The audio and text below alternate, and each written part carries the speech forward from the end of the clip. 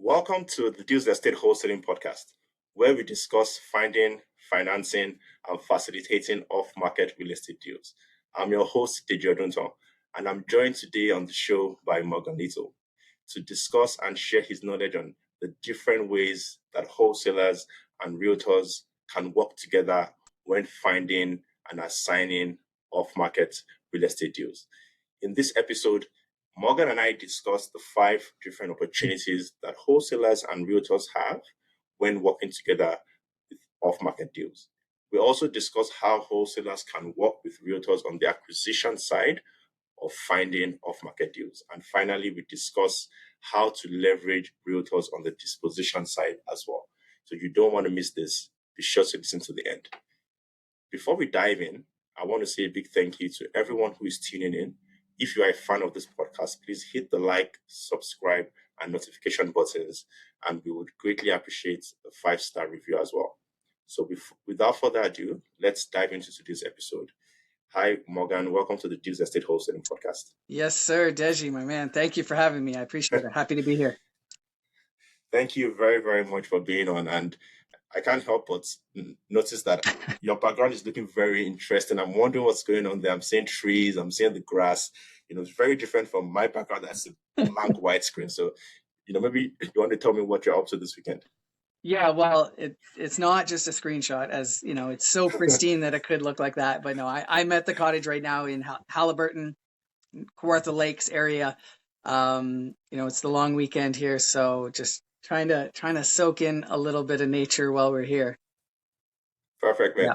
Cool. So without further ado, I know a lot of people listening would want to know who we're speaking with on this show. So can you tell us more about yourself? Who is Morgan, and how did you get to where you are today?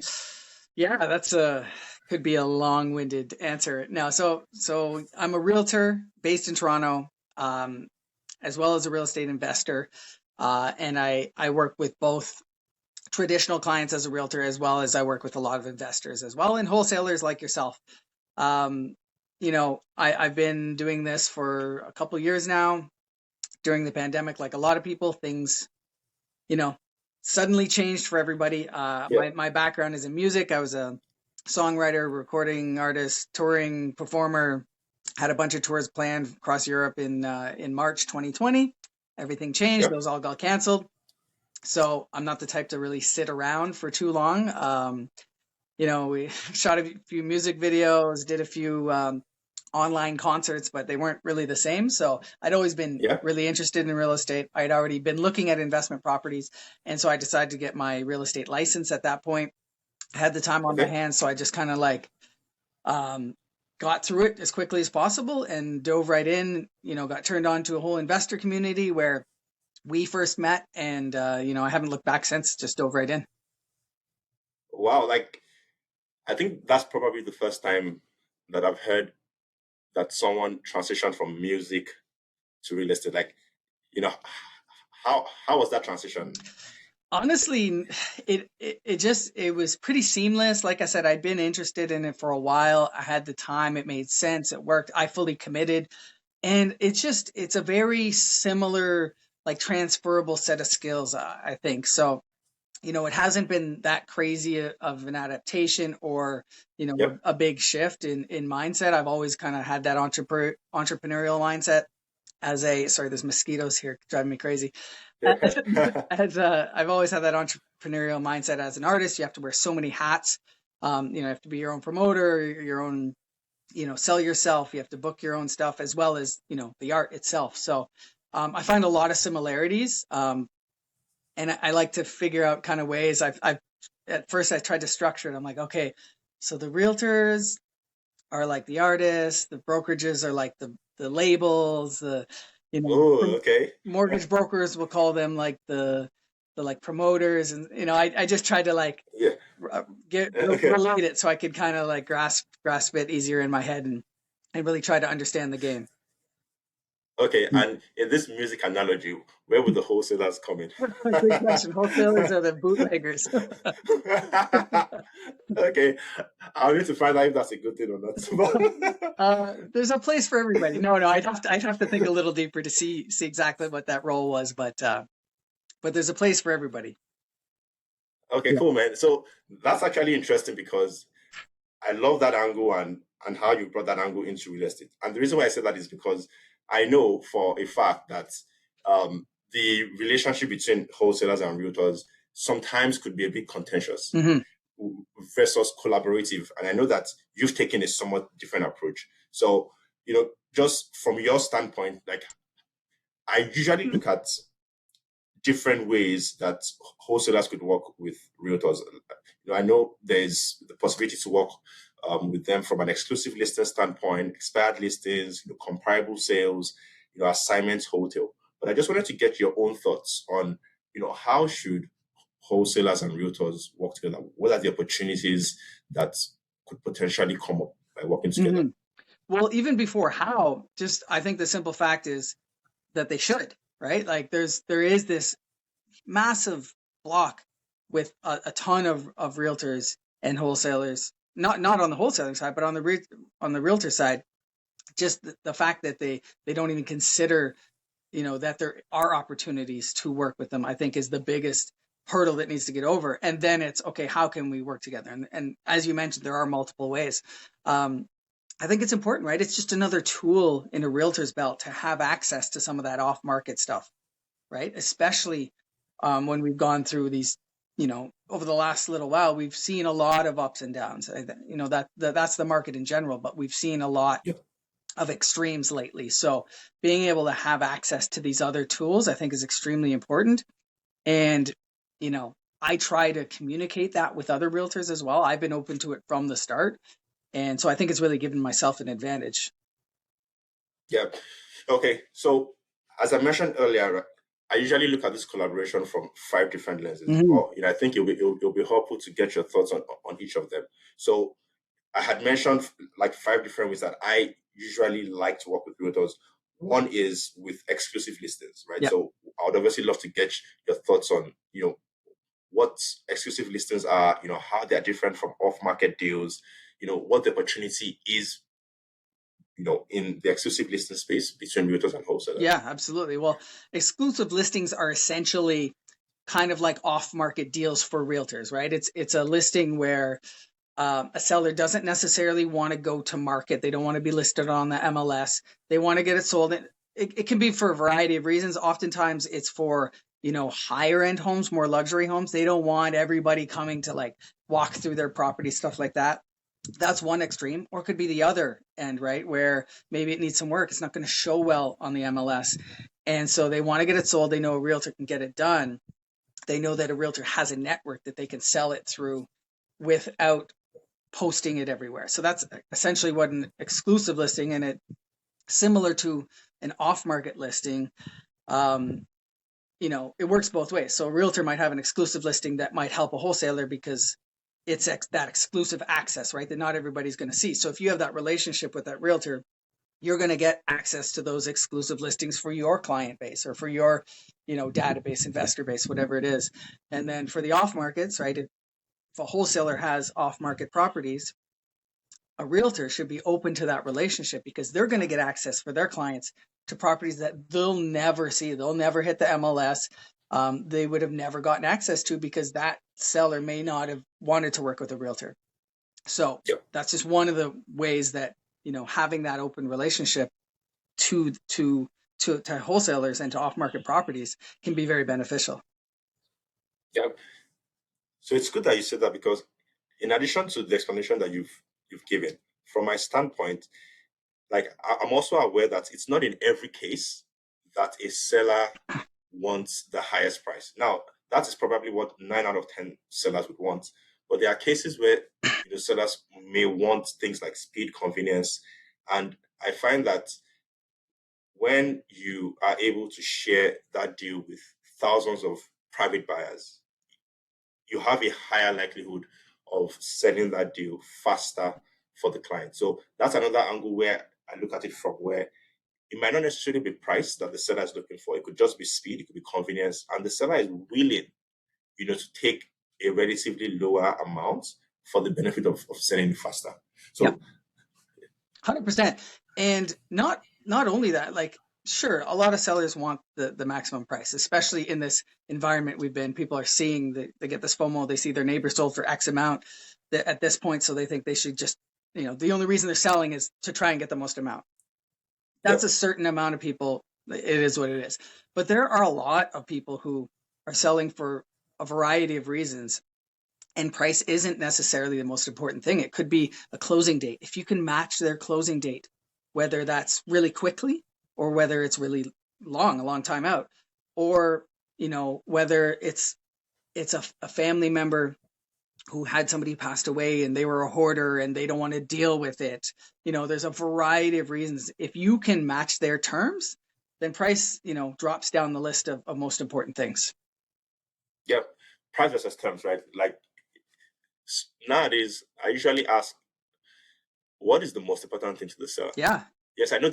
Yes, I know they want this price, but what is the most important thing to them? Yeah. And then based off of what that response is, yeah, we could essentially match the price. Yeah, for sure. They love me. They love Okay. I got that sweet blood. But no, Yeah. it's huge. And you hit on it right there is asking questions, right? Asking as many questions as possible is going to get you to those answers. When you first start talking with somebody, you're just scratching the surface. If you can keep digging, build rapport with somebody, you can get to those real answers, and that'll really help solve a problem. And that's what we're all just doing, is solving problems, right? Yeah. Yeah. Okay. So that's for exclusive listing. Now, the second opportunity that I look at from a realtor and wholesaler standpoint would be expired listings. Again, these are listings that were on the market at some point.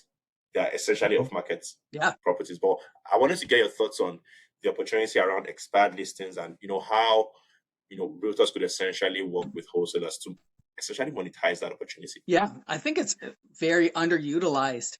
I feel like it's talked about, but not necessarily done in practice very often, and myself included. Um, it's a strategy that, like anything else, takes time and persistence and paying, coming back to and paying attention to that aspect of the market, because expired listings are exactly that. They're people who wanted to sell, and maybe they didn't get their price, and maybe that was it. Maybe that was the most important thing, and they didn't get it, so they're not going to sell. But there can be a million other things that could have happened there. It could have been mispriced, overpriced, underpriced even, and didn't sell for whatever reason. But those people still want to sell. It could be just that, and I talk about this a lot, that the realtor had awful photos, and so it didn't sell because people looked at it online and they're like, no, that's not for me. But yet, you know, they're not really even showing it has a view like this. They showed a couple cell phone shots of the inside, right? And people don't realize. I heard a story of that. They're like, there was a lake in the backyard that they didn't even show in the photo till like photo 48 or something like that. And so there's a million things why a listing would just not sell. It might have been not the right time. The market may have shifted. So going back through those expired listings, reconnecting with the agents who had the listing, asking, are they still interested in selling? What are they looking for? Maybe the price has changed now. Maybe they've come around. It's a really underutilized tool, I believe, because those are just sitting ducks. They're just sitting there ready to be sold for the most part. And, you know, if you don't go and look, they're going to go unnoticed. Yeah. In addition to that, I also find that maybe there could be a challenge with the fact that some sellers ask not to be contacted afterwards. So maybe prevents them from being reached out to. But I agree with you. So, I mean, It's yeah. a very huge opportunity. So I'm looking at this through a realtor lens. So yeah, maybe I can't go contact that person directly because they have an agreement that states they can't be approached by another realtor within X amount of time. But you can go to that listing agent and speak to them and Oh, say, I see. can you talk to your seller? Are they still interested? I have somebody who's interested. Let's make that deal together. And hopefully they're motivated by that to still get a deal done that they thought was dead. Right. So that's essentially an opportunity to revive a lead that would otherwise have been dead. Yeah. And then by just exploring that opportunity, you can make a deal happen. Yeah, absolutely. And so many deals die that don't have to, and that's something I've just learned from experiences, like hindsight too, being like, you know what, probably could have done something with that if you've just thought a little Yeah. different, looked at it from a different angle, whatever the case is. And so that's a perfect example of being able to revive deals that were dead. And to your point, I think now is also a relatively good time because chances are that at the time when the deal expired versus now, the market might have trended up. Mm-hmm. So it's possible that if there's some level of information arbitrage where the seller isn't tracking the market as actively as you or myself are tracking the market, they might still want the same price they wanted maybe a few months ago, but the market has gone up a bit. Yeah. And then you capture that opportunity of what the new market price is. So I think in an upward market, there's even a bigger opportunity for expired listings. Absolutely. Yeah. The market will have caught up with where they were. That's a Yeah, very good point. Yeah. cool, man. So we've discussed the first two. Another opportunity that comes to mind is comparable sales, and like I know it could be grunt work, especially when you have multiple off-market deals and you're asking for comparable sales every single time. One way I look at it is if I ask someone to share, what the comps are for a property, chances are that that's an off-market property, and chances are that it's not open to everyone yet. It's still a lead. Mm. So as a realtor, I would imagine that that's also an opportunity for you because if I tell you there's a seller that wants to sell a property in Toronto or Sudbury for 500,000, and when doing the comps that this is retail, I would imagine that it's an opportunity for you to say, hey, this is a retail um, deal. Why don't we try to list it? So I just wanted to get your thoughts on the opportunity that is there for realtors, Mm-hmm. by being open to doing comparable sales for investors, doing comparable sales for wholesalers, getting access first dibs essentially on this off market deal. So I just wanted to get your thoughts on that. Yeah. So this is a big one. I've heard from a ton of investors. They have a hard time building or, going to a realtor and saying, can I get some comparables? Because, for a lot of realtors, a lot of people, their first instinct is, you know, this is not a deal that is going to be mine. Why should I do this? Why should I waste my time? It is time Yep. consuming. And that's completely the wrong way to look at it. I get it. It can be time consuming, but that's why, we get assistants to help with some of that work, as well. But the biggest thing is like you said, we have to look at it like, okay, maybe there's an opportunity to list here. If that isn't going to work out, but there's also maybe an opportunity. I can find a buyer for this. There's multiple ways that you can Exactly. insert yourself into a deal. Having these off market leads, like I said before, is access that nobody else has or very few people have. So you're a superstar if you have a client who's been looking for this thing and all of a sudden you can find it over here where, no one else would have been able to bring it to them. Or maybe it's not even a Yep. client. Maybe it's somebody you've been talking to who's not a client yet, but you're able to be like, look what I brought you. And they can become a client. So yeah, there's a lot of opportunities that can come from these things. And it's building. It's all. This is a relationship business, and if you don't realize that, you're kind of missing the point. So maybe it's not even this deal. Maybe you're not going to make something. Maybe I have to find you comps on 5 or 10 properties before anything actually works out between us. But that's all relationship building, right? And it's Yep. relationship capital. You're making deposits into a capital at some point because I've done all this for you, and this is not why I'm doing it so you can do something for me. But, you know, just in the natural order of things, I've done so much of this back end work, no problem, didn't ask for anything, that once there's an opportunity, who's the first person you're going to think of? Right? Exactly. You. Yeah. Yeah. Okay. So you hit the nail on the head because, like, I share that same perspective and that same mindset that comparable sales should be looked at and should be viewed as priority access. Mhm. That's essentially what it is. Yes, I'm asking someone or a realtor to spend time to provide me comps. But what I'm doing is I'm giving you access to an off market deal that no one knows about. Mhm. So you now have that access. You can decide, as you said, okay, I'm doing comparables for this person, but why don't I just offer him the opportunity to buy the deal here now? Because you said I have a client. And I can bet you if you put 10 wholesalers down together and you ask them, hey, at the point when you are doing comparable sales, if your realtor brings you an offer, a firm offer at that point, would you take it? 9 out of 10 or 10 out of 10 would say yes. Yeah. Nobody wants to go through the stress of having to put it under contract, having to put the buyer's package together, having to send it out, having to do walkthroughs. No one wants to go through that process. So if at the early stages of the lead, I go to your realtor and say, I need comparables, and he says, hey, you know what?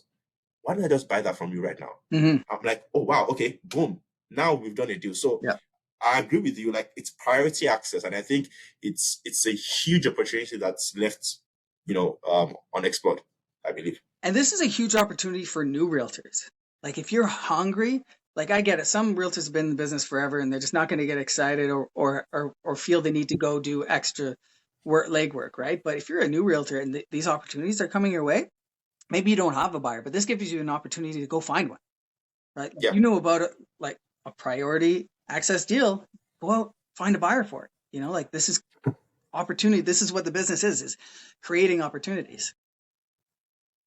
I agree, man. Okay, so we've done the first three. Now the fourth one that I know comes to mind is actually the assignment. So that is working with realtors on the disposition side, and you and I have experienced this multiple times because the way I look at this is when you have an off-market deal, your typical audience, as you know, would be flippers, Mm-hmm. or if you are not lucky, borrower investors, because borrower investors want the lowest price.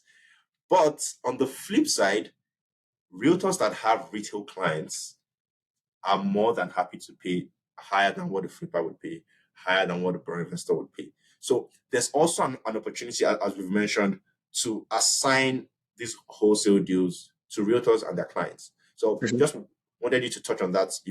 I know we've done some deals, like that as well. But just wanted to get your thoughts on the opportunity when assigning deals to realtors and what you see. Yeah, yeah, absolutely. I mean, again, it's not letting deals die, right? It's just another avenue.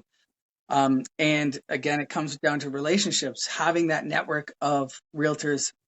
And sometimes it takes some work to find the ones that are open to these deals, right? Because Yep. with assignments, there's often an assignment fee, so that needs to be clearly explained. And we've been through that before, where that needs to be clearly explained so that they can explain to their client. And this education piece comes in big time here, because if they're not familiar with how these work, you need to walk them through it. They need to be able to explain to their client, look, we're able to get you this deal. Might be retail, might be slightly under retail, because they're still willing to pay a bit more than a flipper. But then there's going to be an assignment fee on top of that. So we Yep. make that happen. And also, like I think it's just like I remember there was one who we got a deal done, and even though we got through the process, he was like, "Oh, don't ever send me one of those again." I was like, "We just closed a deal. What are you talking about?" Like, and some people are just going to be like that, right? They didn't like the extra steps, or whatever it was, but like, you just closed a deal that you wouldn't have closed. You found something for your client, so some people just they have that mindset that is closed off, and it's hard to change them, even though you show that can be done. But there's just so much opportunity there, and for those who could recognize it, there's deals to be made there. Yeah. Thanks for sharing that. I agree, and I find that in just the process of doing the assignments, there's additional steps, Yeah. as you've mentioned, Yeah. additional documentation that would need to be Yes. done when working with a realtor, and it could be cumbersome. So I agree.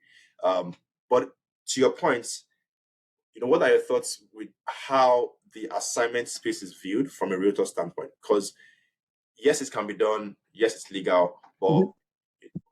what are your thoughts with respect Yeah. to the additional documentation that's required? Like are there guardrails, or are there issues, or you know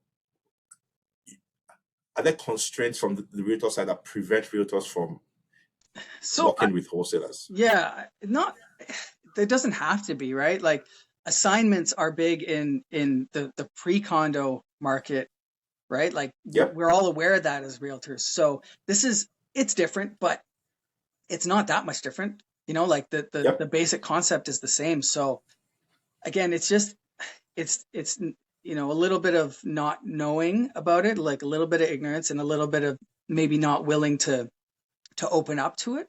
But if you can Yep. educate people on it, like I said, that there's opportunity there. So it just needs to be a lot of communication, a lot of education and disclosure, right? Like I mentioned, you need to be clear about the assignment fee, how that works. And in that aspect, yeah, I think that's all. It's not that there's any real extra roadblocks. It's just it's doing it a slightly different way, right? And we're all, in general, we have a way of doing things that we think that's it. So it's just being Yep. able to show them, look, there's another way to do this, And you mentioned it's allowed, it's legal, and it is.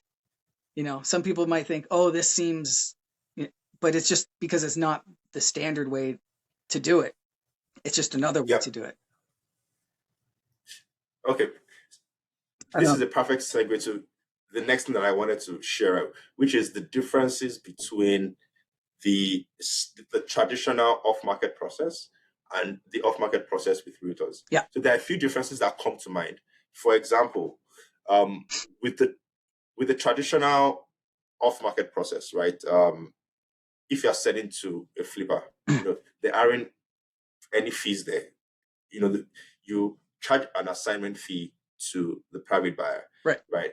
But if you're selling to a realtor, um, there's commissions involved, Yeah. and the traditional MLS process, the realtor on the buying side doesn't, like the buyers don't pay the fees.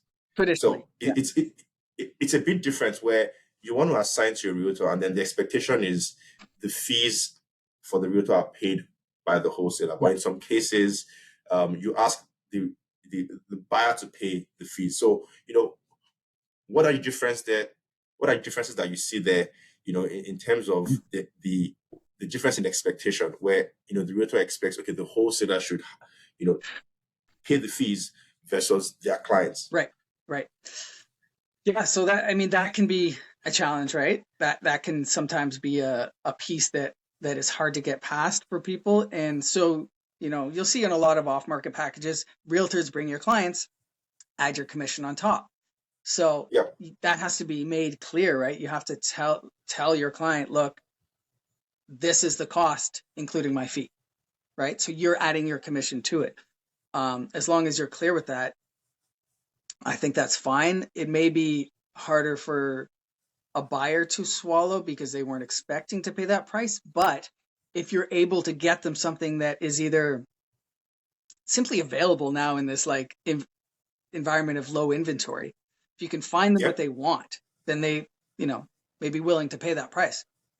Or if you can find them something that is still under market value, right? Like the Yep. whole point of wholesaling deals is that they're under market value. So if you can get that to a client, they pay the commission, and now it's market value, what's the difference? Yep. Yep. They're paying that price that they would if they found it on market. So yeah, it takes communication, right? It takes explaining it to it. Or we've also done deals where we've included the commission in the assignment fee, right? We take it out of the assignment. If Yep. there's a large enough fee, we can pay the $5,000 or $6,000 to a realtor just to get the deal done, right? So there's different ways to do it. Yeah. Yeah. And you hit the nail on the head, because in recent times, I've noticed that yes, you could ask the realtor to put their fees on top, Mhm. but understanding how the experience and the journey works, it might be a bit tough, as you mentioned, right? Because when you do a buyer's package, the amount is there. And then if the realtor wants to send that package to their buyers, Mhm. now the buyers see the price. Yeah. And now you're asking them to add an additional 2.5%. So that experience is not ideal. Mhm. I think going forward, the model that would maybe be practical is to house that commission within the wholesale fee. That's what I've seen that has, been more adopted, Yeah. Yeah. because at that point in time, the buyer who is buying with the realtor doesn't have to go through an experience that is different from what they would have gone through if they Yeah. bought on the MLS, Yep. right? They don't have to worry about paying an additional fee, Yeah. right? That's one. And then I've also heard of different people with strategies like they would have a buyer's package for investors, and then they would have a buyer's package for realtors. Yeah. And the prices will be slightly higher to accommodate the realtors' fees, Yeah. right? So that you are able to share the package with your clients, so that there's no issues there. So there's different strategies. Mm-hmm. I also know that there is the concern of the fact that wholesale fees are not usually like financed, Yeah. right? So, there's a concern of having to pay the extra fee, having to pay the wholesale fee, and then having to now pay the deposit at the bank. So there's a lot of considerations. And to your point, what I'm saying that, again, would probably be the most practical way is to house the commissions within the fees, because the incentive is for you to sell the deal, right? So Yeah. you want to ensure that you remove every blocks or Yeah. every hurdle to selling that deal. Yeah, absolutely. And that's it. You want to make it as easy as possible for everyone involved. Yep. Yeah. Okay. So that was the fourth one. Now the last one is hotels. And again, this is another opportunity that maybe a lot of people don't explore as much, primarily because when we talk about wholesaling, everyone thinks, okay, wholesaling is the end all be all, or wholesaling is just one exit, which means you could get an off-market deal. You don't necessarily have to wholesale it, but you could close on it and then list it on the MLS. But who are you going to list on the MLS with? The person that sort of helped you with the comparable sales, and the realtor that you're working with. So I think there's also an opportunity for wholesalers and realtors to work together from a hotel standpoint. So just wanted to get your thoughts on that. Yeah, no, that's a huge one, and I think it's overlooked as well. It's one that I've tried to implement and remind myself to always look like, let's look at the different ways we can do this. I think that's an underutilized one too, because it sounds complicated, right? It's like combining two strategies. So I think it gets overlooked in that sense. So I don't have a ton of experience with it, so I can't speak to it that much, but I do think it's an important one that like I said, I try to keep in mind, like, okay, can we do this? Maybe this is, so I think it's something that, and especially when we're getting more creative in these times, right? I think it's another tool that you should have access to, right? And know how to use it. Yes, spot on, man. So those are the 5 ways that I personally see, that realtors and wholesalers could work together. From your own standpoint, like, are there any other ways that you've seen that maybe has worked in the past, or that realtors should think through, or new realtors should explore? What are your thoughts on that? I think, just like I mentioned at the start, like if you're a realtor and you haven't opened up these relationships with wholesalers, or you've been, you've purposely blocked them out, or maybe you just haven't met any, take this opportunity to go meet some. They're out there, right? Like, go in these Facebook groups, get on these email lists, because there are a ton of properties that are being exchanged off market that you might have a client for that would be perfect for, and you're just missing those opportunities, right? You're limiting yourself, and you're limiting what you can offer your clients. So I think, you've covered all the ways that they can work together. There's probably more we're not even thinking of, but just opening up those relationships will open up those opportunities and show you the multiple ways, as long as you can be creative and put your, like, you're dealing with investors. Wholesalers are investors, so being able to, you'll learn so much from them about how to think about things, how to look through the lens a little differently. So I think if you're a realtor who's watching this, and you're probably interested in learning more about investors, or working with investors, or what is wholesaling, then this is your opportunity to learn and open yourself up and go build those relationships. Like I said, this is all relationships. That's all it is. It's the entire business. So go do that. Cool, man. And, and to your point, like from a wholesaling standpoint, like anyone who is getting into wholesaling, like I always recommend engaging with realtors. And there's a distinction that we hear every single time, work with an investor focused realtor. And a Yes. lot of things that you said alluded to, being like having the right mindset, seeing opportunity where a lot of people wouldn't see opportunity and taking not necessarily the traditional approach to things. So I just want to, to get your points on your thoughts on the distinction Yeah. that people make when they say, okay, work with an investor focused realtor. I just wanted to get your thoughts on Hmm. who an investor focused realtor is and, how important it is when working with an investor focused. Like, why Yeah. should we work with an Yeah. investor focused realtor, for It instance? almost seems like there's this like, okay, you're an investor focused realtor or you're not.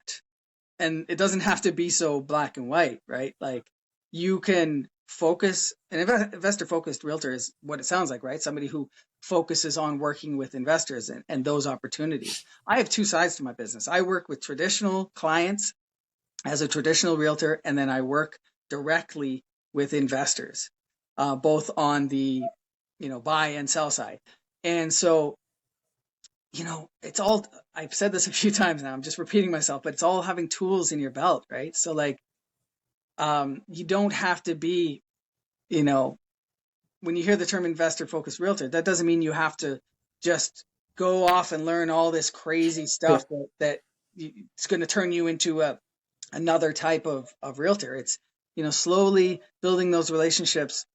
You know, investors can be buying duplexes, they can be buying multifamilies. Like there's a massive scope of what you could learn. So again, it's just opening up your arsenal, having more tools in your belt. Um, and and not only that, it's like if you become, you know, like knowing how to work with realtors, it's just going to help you when you're working with your traditional clients, right? Because you're, like you said, you have access to these other opportunities that, um, are on the investor side of your business that you can bring over and provide opportunities to traditional buyers or to other realtors. So it's just opening up your capabilities and the amount of opportunities that you give yourself access to. Okay, so in line with that, Mhm. we've spoken about how there's so many opportunities working with wholesalers. But from your standpoint, do you know if realtors themselves can wholesale? Right. So I guess the short answer is no. Um, I'm not a wholesaler myself, but I work closely with wholesalers, right? And the only real reason for that is it's just to keep things simple. You can, I guess you can, even though I said no, but it's just a lot of disclosure, right? Like you only need to disclose that you're a realtor. And a lot of times these off-market sellers are coming to companies like Deals Estate because they don't want to deal with a realtor for whatever reason. They don't want to pay fees. They don't want to people coming through their house. They don't want to stage and take photos. It doesn't show well. It's full of stuff. It needs work. Whatever the case is, they think what a realtor is not what they want to work with. So, Yeah, like I've run into this. We just have to, I say yes, I'm a realtor, but I'm not necessarily working with you in the capacity of a realtor. As long as I disclose my status as a realtor, that usually is fine. It makes people feel comfortable, because then they know that I have the knowledge of a realtor, but they don't have to worry about paying the fees. And that's usually the biggest thing. I don't want to pay realtor yeah, fees, even though a lot yeah. of times we also have seen that they would net more paying those fees rather than paying an off-market company. But again, it comes down to what's most important to them. Exactly. Do they Yes. want a quick sale? Do they want to just not deal with people? Whatever it is, again, it may not be the most important. Um, I don't know if I answered your question there. Yes, you did. Yeah. Yes, you did. So you were very spot on, and I agree with you that a lot of sellers who call like our company or other wholesalers, they call primarily because they do not want to work with realtors. But I Yeah. also know that there's opportunities where you know a realtor can come in and sort of convert that seller to list on the market. Right. Just wanted to get your thoughts on that as well, because from my standpoint, I know that it's not necessarily the easiest, Hmm. to convert an off-market seller, Yeah. to the MLS route, primarily because, to your point, they called because they didn't want to work with a Yeah. realtor. Or Yeah. in your experience, how have you seen that experience where someone calls primarily to sell off market, or you see the opportunity in listing on the market and you sort of, Mhm. convert them from the off market route to the MLS route and, list on the market. So you just want to get your thoughts on that. Yeah. So I touched on this a little bit earlier about solving problems, right? And like, I think no matter what way you're coming at it, it should be about solving problems for people, right? Like people are calling because they need help with whatever their issue is. So, and we didn't talk about this at all, but I think it's important to touch on too is people who are successful in this business are not just trying to make as much money off every deal as possible.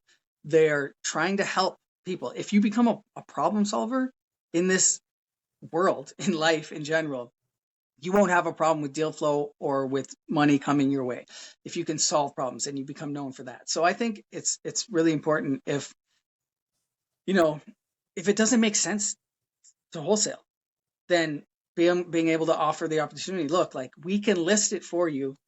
We can try to cater to as many of the needs that you have if they're about not wanting people to come through or wanting a quick sale, whatever it is.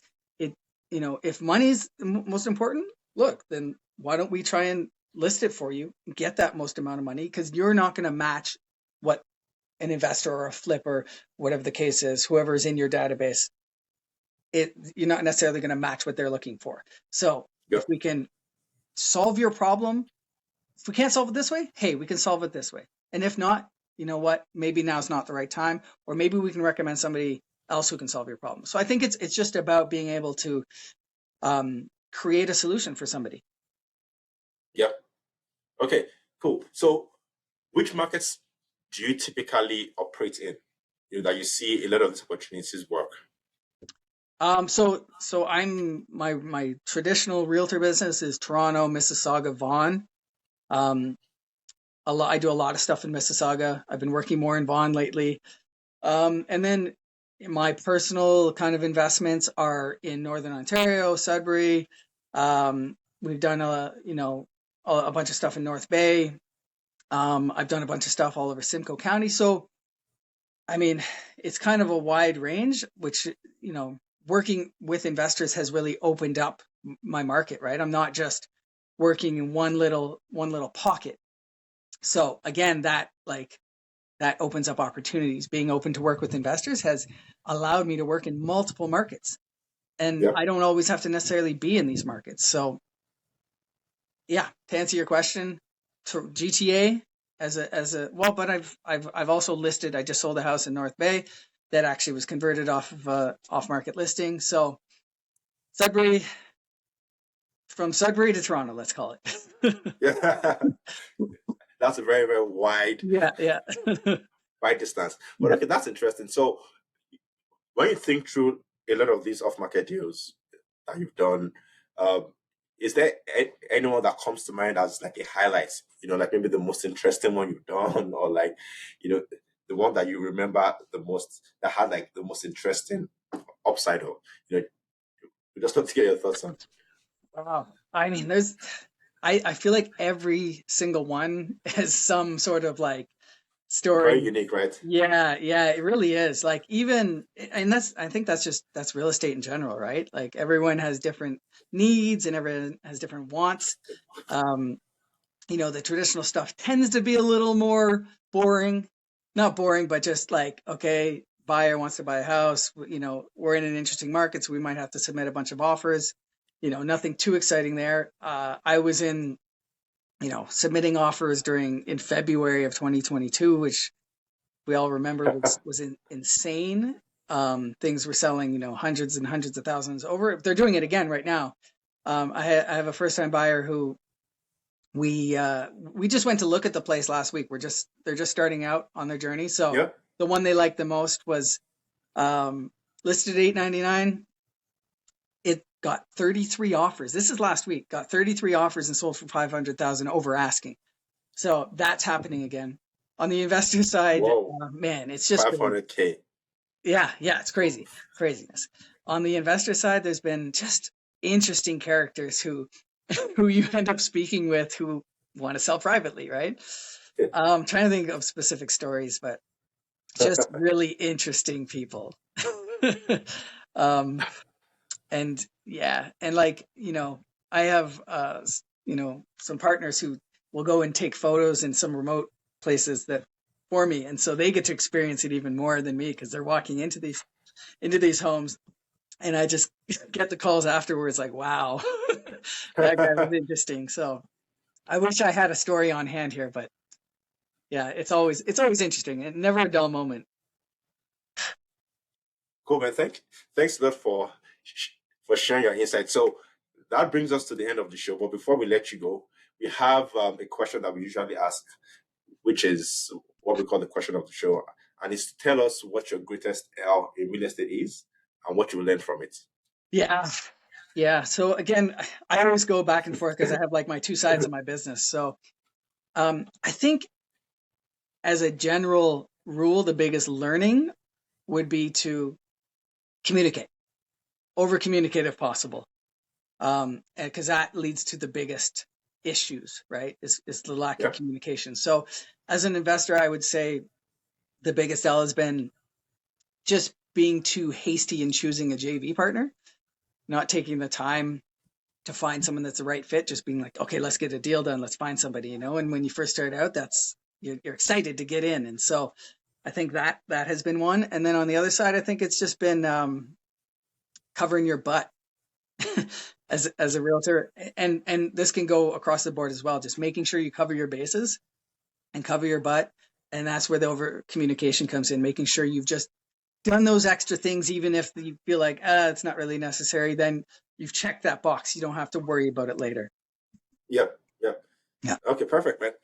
Thank you. Thanks a lot, Morgan. So, it's been great having you here. If anyone wants to reach out to you, if anyone wants to connect with you, how can they get in touch? Yeah. Morgan Little Real Estate, basically across the board. My website is called Toronto Property Finder. But you can find me on all the socials at Morgan Little Real Estate. Also, side note, little announcement. I've started up a little bit of a social media content creation business solutions side business with a partner of mine, Dan. So we'll be coming to market with that shortly. This is kind of Nice. the first time I'm talking about it, but that'll be coming Ooh. soon. And it's just basically creating content and social media management and stuff for small businesses. Wholesalers, like your content is on point, right? Like doing stuff like that. But a lot of realtors, wholesalers, any type of small businesses either don't know how to do it or don't have the time to do it. And so it's creating solutions for businesses like that. Okay. And is this going to be geared towards realtors? Not necessarily, but like I myself am the perfect candidate for something like this. Like I do all my own socials. I handle it all myself. I would love to be able to outsource that and have somebody take care of that for me. So Okay. realtors are great potential clients, but it can work for tradesmen. It can work for, small restaurants, any type of small business that, you know, it doesn't matter what business you're in. Social is a huge important of lead gen now, right? So like I Yeah. said, a lot of people either don't know how to do it or don't have the time to do it. So this is creating that piece, that missing piece for people. Perfect, man. Yeah. Cool. Little Yeah. plug there at the end. Yeah. We're all waiting to. So when is it launching?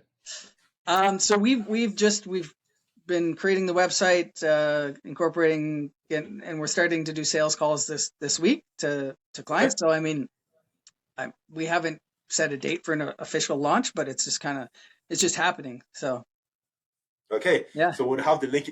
We'll have the link in the podcast bio for anyone yeah, who is interested yeah. It's called keep in keep me learning more. posted. Keep me put. Yeah, Oh, I yeah, love it. yeah, yeah. I love it, man. Okay. Okay, perfect. So that's it, folks. Thanks a lot for listening to the Deals Estate Wholesaling podcast. If you enjoyed the show, please rate and review us on Apple and Spotify, and be sure to hit that like, subscribe, and notification buttons so that you know when this episode drops and when the next episode drops. So until then, remember, a deal a day keeps scarcity at bay.